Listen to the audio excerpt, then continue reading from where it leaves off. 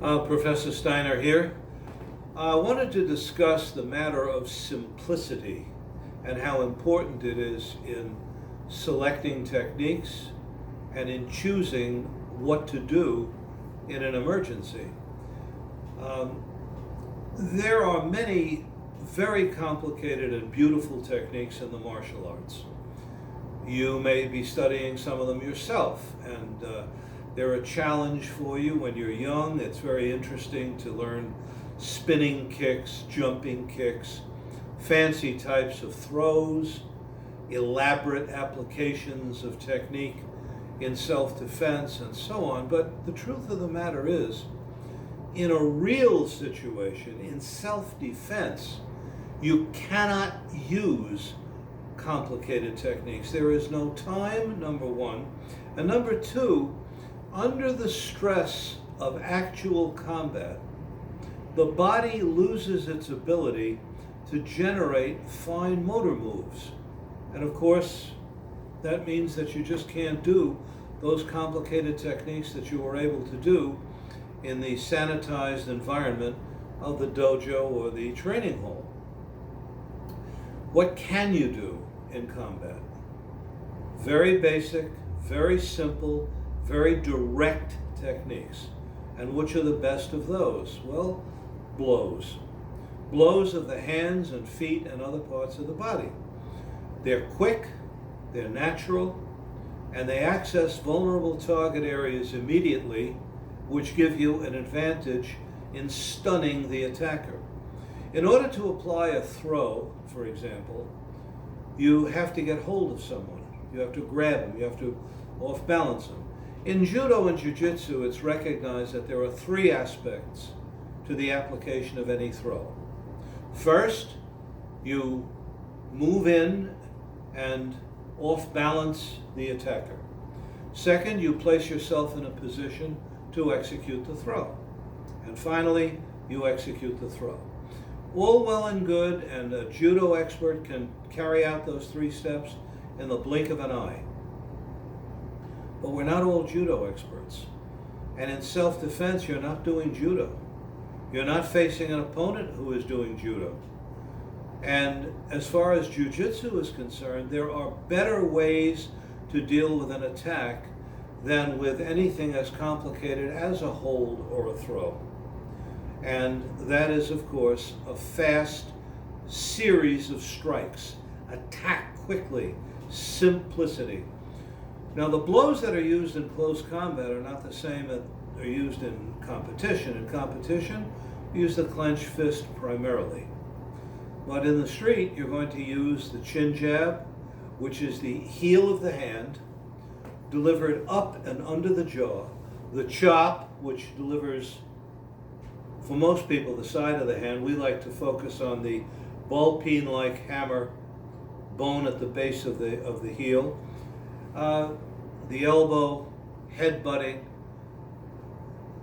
the knee attack, the stomp kick with the heel of the foot.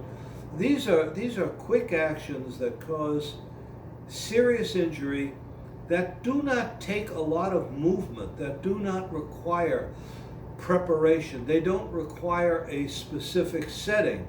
For example, there are many moves in classical karate or judo or jiu-jitsu that require that you have a certain environment giving you the space, the ground that you need, the balance that you require, the clearances you need.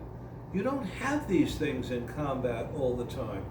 Combat can occur in a store, in a parking garage, in your apartment or your home, in an office, virtually anywhere, in a movie theater, in a restroom. And the actions that you learn must be simple enough to be adaptable to all of those environments. There's no way to tell ahead of time how much space or room you're going to have to deliver whatever it is you do. There's no way to tell ahead of time just how dangerous your attacker will be. If he is very dangerous, and you must assume that he is, or he wouldn't be attacking you. That's the only safe course of action for you, to assume that. If you don't attack him decisively, and you can only do it with a fast blow, a kick, a strike with the open hand preferably, or an elbow smash, or a headbutt. If you don't attack with that and cause serious injury, you're done. Because a determined assailant will not be stopped by some elaborate movement that you enjoy practicing in the dojo. There are many techniques that are enjoyable to practice or learn. I remember in Taekwondo, to be fair and to give due credit, in the Chungdo Kwan, there was no great emphasis placed on flying kicks. We were taught it as black belts how to do them, but it was de-emphasized. Nevertheless, it was kind of fun, practicing a flying front kick, a flying side kick. But there is no correlation between the opportunity that you get to do that in the dojo and what you're going to be obliged to do in the street. You're on the sidewalk. Maybe you're on a hill, maybe you're in a park, maybe you're inside an elevator, maybe you're in a restaurant. Who knows where you'll be? You're not going to go flying through the air. You're not going to have the leeway to bounce into the air, the opportunity to gather momentum by movement that you make. So for self-defense, eliminate techniques of that kind. It can take you 2 or 3 seconds to get someone into a hold. It can take a quarter of a second to jab someone in the eyes with your fingertips. And I'm not advocating that you jab people in the eyes with your fingertips when they need to be brought under control. That's the job of the police. If somebody is out of control and behaving badly, leave or call the police. You don't get into a physically violent situation over nonsense. I'm talking about self-defense. When you are confronted by the prospect of being injured or killed by an extra-legal assailant, you want something quick and simple and effective. Simple is always better. And by the way, this carries over to weapons as well. I have been criticized every now and again, it doesn't bother me, for looking at the PR-24 that had been a popular weapon with the police with disdain. Well, I see a great deal of value in the PR-24. I think they make excellent firewood. But I would never carry a PR-24 if I were a cop. Just a simple, straight, hardwood baton. Expandable batons.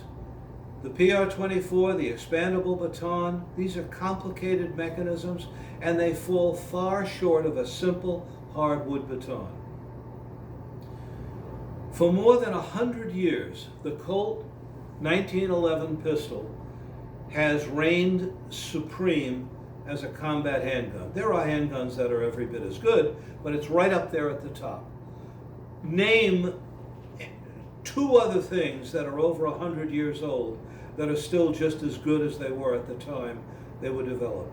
One of the hallmarks of the Colt 45, simplicity.